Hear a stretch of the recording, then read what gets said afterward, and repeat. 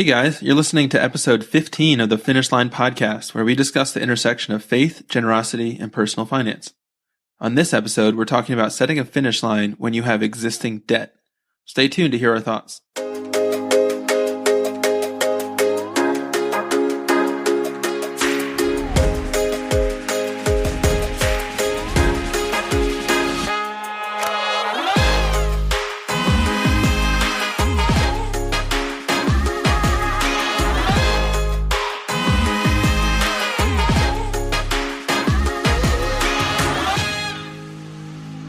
Hey everyone, welcome to the show. My name is Cody Hobelman, and I'm here with my co-host and brother Keelan. Today, we have another Q&A episode where we try to answer questions from our community of listeners about setting a financial finish line. Today, we're going to try to answer the question, what if I have too much debt to set a finish line? Chances are, if you're an adult living in America in 2021, you've had some experience with debt. We're going to be sharing some of our strategies to handle those student loans, credit card debt, and other types of debt that you may have when setting a financial finish line. But before we get started, I wanted to share an exciting announcement. Not long ago, we launched the Finish Line Forum, a place where you can share your stories, thoughts, and questions while also getting a chance to hear from others. Believe it or not, there are many other people besides you who have some sort of finish line or are exploring the idea. We want the forum to be a safe and judgment-free place to exchange ideas, so you have the ability to remain completely anonymous when registering. People have already started sharing stories about how God is using them and asking questions about living with a finish line and giving effectively. Go and check out some of the conversations right now at finishlinepledge.com/forum. And with that, let's get started. Hey Keelan, so as you know, we're talking about debt today and how that can sometimes serve as an obstacle to giving and to setting a financial finish line. And I think this is probably something that many people have experienced or at least thought about when thinking about the finish line concept. So can you just start us off today and lay out what exactly we're talking about? Yeah, so when you get into the topic of debt, there's a whole bunch of different areas that touches on, and we're not going to be able to touch on all of those today. So the main group of people that we wanted to talk to today are those who have not yet set a finish line, but are maybe considering the idea or have heard about the idea and are trying to sort out what that might look like for them, but also who have some degree of existing debt that is holding them back from actually doing that, whether that's a mental barrier or a legitimate financial barrier with large monthly payments and that sort of thing. How can you still set a finish line in that kind of a context? So that's the primary group that we're going to be focusing on. That being said, I think even people who have already set a finish line or those who are considering a finish line but maybe don't have as much debt can still benefit a lot from some of the things that we're going to talk about. With that being said, there's a couple different types of debt, and I think it's important to understand what those different types are before we get into the real meat of this conversation. The first major breakdown is between secured debts and unsecured debts. So a secured debt is something that is backed by some sort of collateral. So that's something like a mortgage backed by your house or a car loan that's backed by your car, something with a physical object that's tied to it. Right, so if you didn't pay your debt, then whoever you're borrowing from could take that collateral from you. They could take your house or your car away from you. Right, exactly. And not only that, but if that debt became too much for you to manage, you could always sell whatever it's tied to in order to pay off the rest of your debt. So if your mortgage is too expensive, for example, you can always sell your house, pay off the rest of that mortgage, and then buy a less expensive house with a smaller mortgage. So that's secured debts. And that brings us to the second type, which are unsecured debts. Those are debts that don't have any kind of collateral tied to them, such as things like student loans or medical bills that are unpaid or old credit card debt. All of those are things that you can't get out of without actually paying back the debt. And if you don't pay it back, there's nothing for your lender to seize from you. They'll just send you to collections and ruin your credit. Right, which is no good. I think both of these types of debt are important, but we have to address each of them differently when it comes to setting a finish line. So that first type of debt, secured debts, which again is things like your mortgage tied to your house or car payments tied to a car or some other kind of debt that's tied to a physical object or property. The main way that I think about these types of debts is that they require an ongoing decision that they're still worth it. So, for example, I have a mortgage. My wife and I bought our house with a mortgage a number of years ago, and every day that we continue to hold that mortgage, we're saying the house that we live in is still worth the debt that we carry through our mortgage, and it's still worth it to us to have that debt. If we ever got to the point, which could even be tomorrow, where we decided that having that debt was no longer wise for us, or that we simply couldn't afford it, then we would simply have to sell our house, pay off the rest of that mortgage, and buy a less expensive house. And so every day that we're choosing to keep our house and to keep that mortgage, we're making the conscious decision that it's still worth it to us. The same thing would be true for a car payment. Every day that you keep that car and keep that loan open, you're saying that having that car is worth the debt that you have for it. Yeah, that's such a great point. I love that you put it in those terms, because I think we're trained today to think of a car as costing, whatever the monthly payment is. So, how much does your car cost? Oh, it's like $350 a month, because that's what you pay every month. But you are also taking on that $30,000 or $40,000 debt, with that overall debt that you have to address over time. If you're finding that having that huge amount of debt looming over you is an obstacle to providing for your family or even for giving, then you can do something about it at any point by selling the car and exchanging it for a different one. Exactly. And that's the most important differentiation for these types of secured debts, is that you always have that option to scale down and reduce that debt. And that's in contrast to the second type that we talked about, unsecured debts.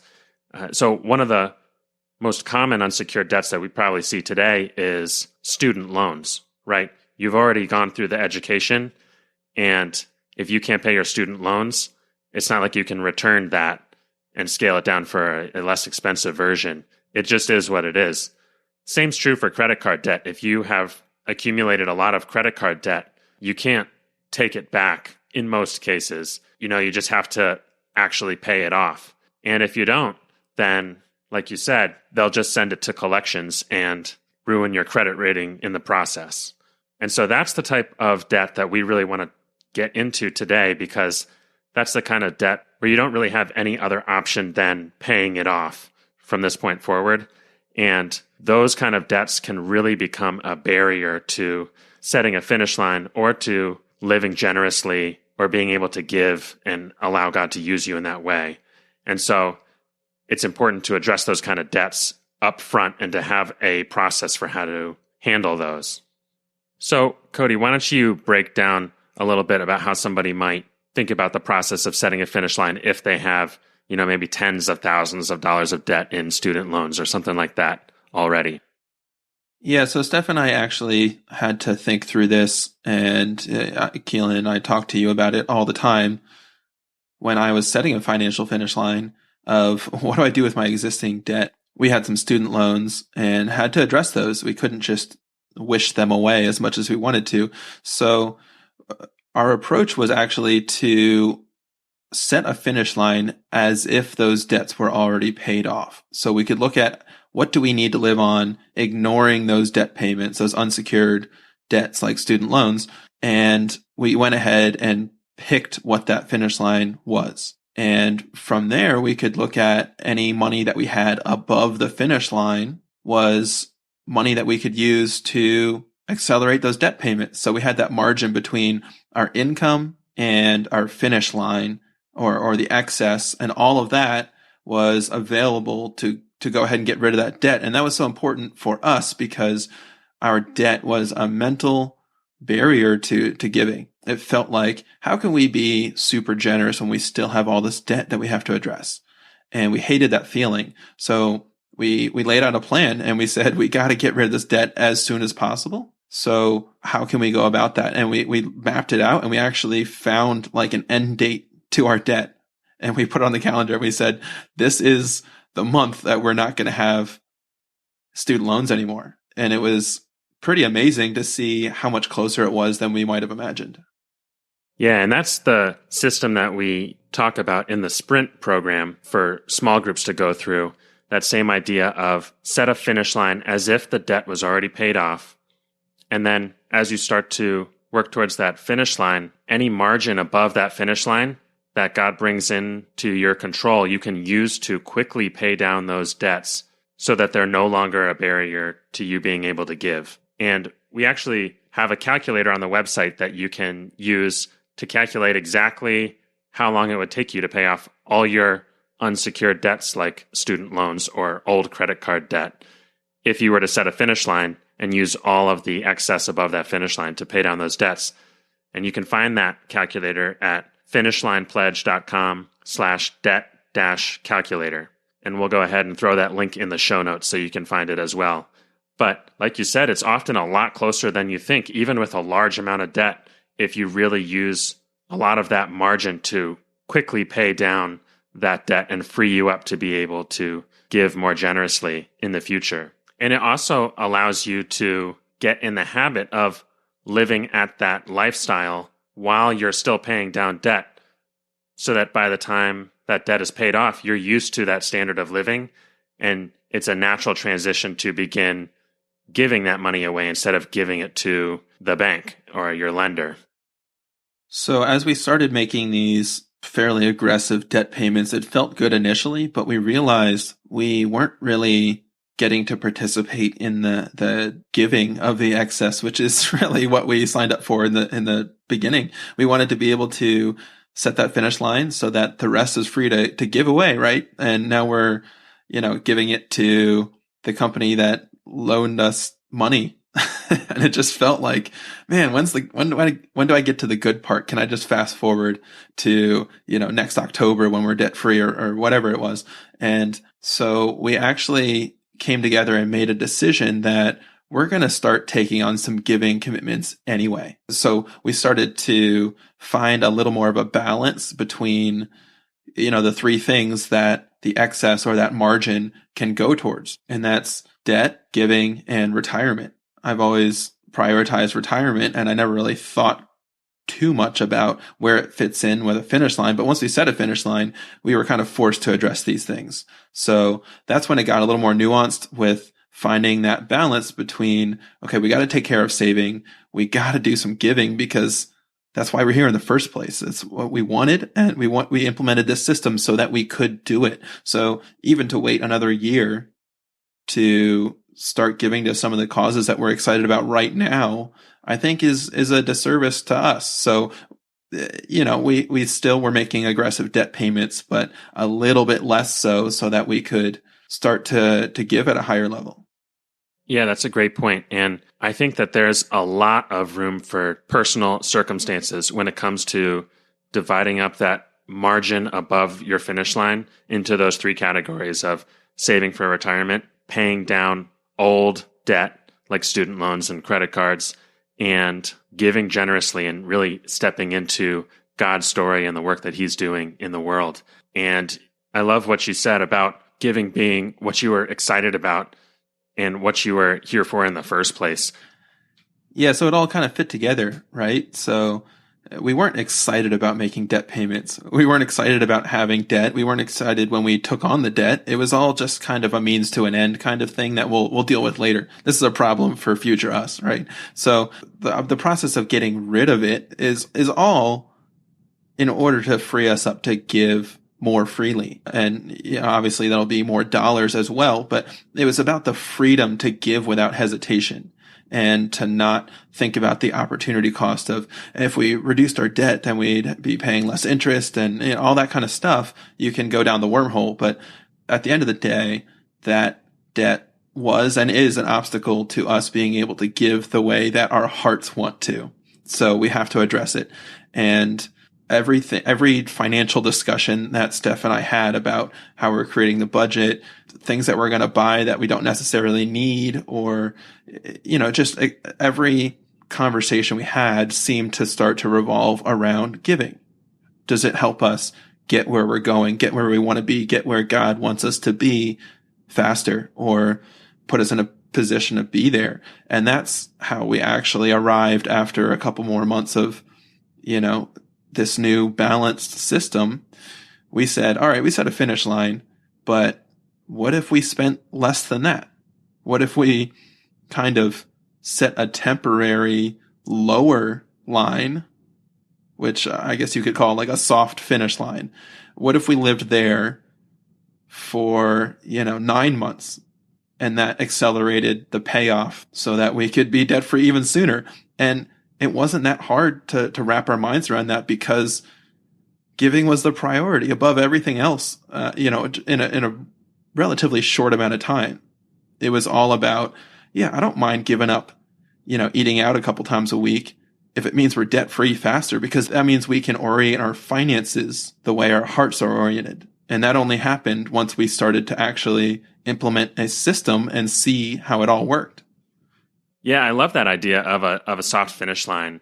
And it really actually kind of mirrors how life is in general. Earlier in our careers, we're used to a certain standard of living that we know will probably not be how we'll be living for the rest of our lives, but is certainly fine for a season because that's what we have available. But then as our income grows and family size increases and all these things, then our spending increases along with it. And the whole idea of a finish line in the first place is that there's a defined end to that growth, that our spending and our lifestyle don't indefinitely increase along with our income. But I like the idea of a soft finish line because that allows you to knowingly cap your lifestyle in kind of a temporary way to allow you to use more of your income for those three things: saving for retirement, paying off debt, and giving freely. And then as God provides more income, then you can move that soft finish line closer to your final finish line or your final destination, and know that you never have to increase it beyond that point, that anything else above that you can use simply for debt, retirement, and giving. Yeah, and this wasn't a huge leap for us because, although we've been married for a couple of years and we own a house, we're not all that far removed from the college lifestyle of living off ramen and leftover pizza and sleeping on a futon. So to take a step back from, where our plans were, we ought to be here by 25, by 30, and just have these financial goals, and just having that sense of acceptance of like, okay, so it takes a little bit longer to build the lifestyle that we've been dreaming of together. That's okay, because, if we prioritize lifestyle and retirement savings first above everything else, we'd miss out on the things that we've become more excited about over the last couple of years, which is participating in that bigger picture plan that God has. And now that we've become aware of it, it's like we can't unsee it. We can't not see those opportunities to, the truth of the matter is we currently make more money than we need to live on. And that truth has impacted the way that we see all of our finances. So debt is just one of those things.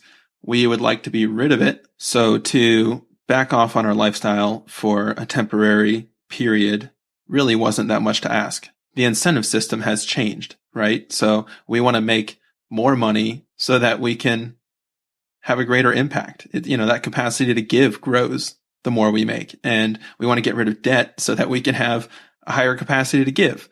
It's not about, maximizing interest rates and returns and all that kind of stuff, even though I'm tempted to think about that as a financial advisor. It really comes down to what's the most important thing to you, and how do you organize your budget, your finish line, your income around pursuing that priority. Yeah, and we talked to John Cortines last week, and he didn't call it a soft finish line, but he shared the same kind of idea for their own life. He shared that his finish line was $100,000 for his family of 7, but they currently only spend, I think, somewhere between $80,000 and $90,000 a year, even though they make more than $100,000, because they want to leave a large margin to meet those goals of saving for retirement, paying back student loans, and giving generously. And that's really the same kind of idea that you're talking about here of a soft finish line, living at a limit that is defined for a period, knowing that your ultimate limit is still ahead of you in the future. Right. So we've kind of talked about our philosophy about debt and gone down that rabbit hole a little bit, but I do want to leave the listeners with some practical takeaways. So the question was, what if I have too much debt to set a finish line? So we'd be remiss to not give some actual strategies for addressing that debt.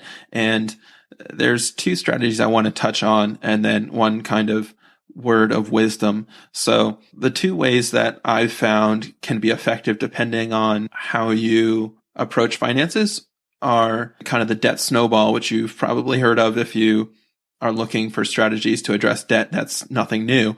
And then also looking at interest rates to address your debt. So the debt snowball is simply to write out all of your existing unsecured debt, right? So that's not your mortgage if you own your house. It's those student loans, those credit cards. So you want to line up all your debts by balance. So let's say you have outstanding student loans of $10,000, and then you have a credit card with $2,000, and then a second credit card with $500 as a balance. You would start paying that extra money towards the credit card with $500 first, because that's the first one that you'd be able to pay off. And then you take whatever the minimum payment was plus that extra and apply it to the next credit card, because that's the next smallest balance. And in that way, you're kind of building this snowball that you can eventually apply all of it towards those student loans, which had a $10,000 balance, but suddenly you're able to pay it off in less than a year when it easily could have stretched out for multiple years. So that gives you kind of emotional wins as you pay off each debt item. You can kind of celebrate that, and that's a really important thing to do along the way. But another way to look at it is you can list out all your debts and address them according to the highest interest rate first, because that's technically the most efficient way to do it. You want to get rid of the debt where you're paying the most interest first. So in that example, let's say you have a 4% interest rate on the student loans and then an 18 and a 20% interest rate on each of the credit cards. You would tackle the credit card with the 20% first, because you're sinking the most amount of dollars in the form of interest into that credit card. So get rid of that first, and then you can move on to the second credit card and finally address the student loans. So hopefully that makes sense. Yeah, and the one thing I'll add to both of those strategies, I think both of those are good strategies. There's a lot of advocates for the snowball method, and I think the main strength of the snowball method is the emotional momentum you get from knocking debts out completely. So if you can take a small debt, even if it's a low interest debt, and knock it out completely, then you get that emotional win of having one fewer debt. That being said, if you are using this finish line structure that we're talking about, or a soft finish line where you're putting an excess of, whatever, $1,200 a month or something towards debt, and you're going to put that towards debt no matter what, then playing the numbers game with the interest rates might actually make more sense in that case, because you're going to be putting that money towards debt anyway. Putting it towards the debt with the highest interest will ultimately save the most money, because you're not going to be paying interest on that debt that you pay off. Right. And the word of wisdom is going to be no surprise. If you have existing debt and you're trying to get rid of it, you got to be careful with that credit card. If you can, just put it away until you can address all of your existing debt. And then, maybe a credit card has a place in the future if you can manage it well. But the only thing that a credit card will do is accumulate more debt and compound the problem. So do your best not to be using that credit card while you're addressing your existing debt. Yeah, and I think that brings up the good point that all of the debt that we're talking about using that excess margin to pay off is old debt. So it goes without saying that if you're going to be using your margin above your finish line to pay off debt, you should not be taking on new debt and then paying it off with that margin. So if you're taking on additional credit card debt in the future after setting a finish line, it doesn't make sense to be paying that off with that margin. So if you're using that margin to pay off debt, just make sure that you're only doing that for a short period of time in order to pay off old debt, in order to get yourself on track. It's not really meant to be a loophole for you to continue to take out debt and then pay it off with that margin. Any future debt going forward, which is not something that we've really talked about so far in the episode, should really come out of your budget, your expenses, that money that's under your finish line. Yeah, and I think a lot of people will find, like we did, that as you start giving, that is so much more rewarding than going to the mall and buying something on the credit card anyway. So at least that aspect has kind of started to take care of itself, and you start to structure your finances so that they can work to achieve what your heart is really after.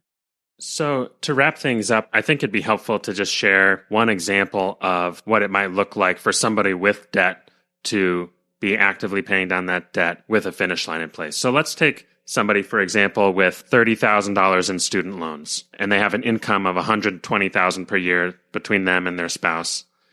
And they're trying to figure out what a finish line looks like while also paying off this significant amount of student loans. And so if we assume that they are committed to tithing 10%, then we can take that right off the top. So $120,000 minus that $12,000 brings them to $108,000 that they're still trying to sort out what to do with. Now, let's say that they chose a finish line of $100,000 per year. So technically, there's $8,000 of margin there between that $108,000 and the $100,000 finish line that they chose. And that's what we're talking about, dividing up between those three buckets of paying down all debt quickly, saving for retirement, and giving generously. Now, this is where the idea of a soft finish line comes into play and where I think it can be helpful. So let's say in order to meet their retirement savings goals, they need to be putting about $10,000 a year into retirement.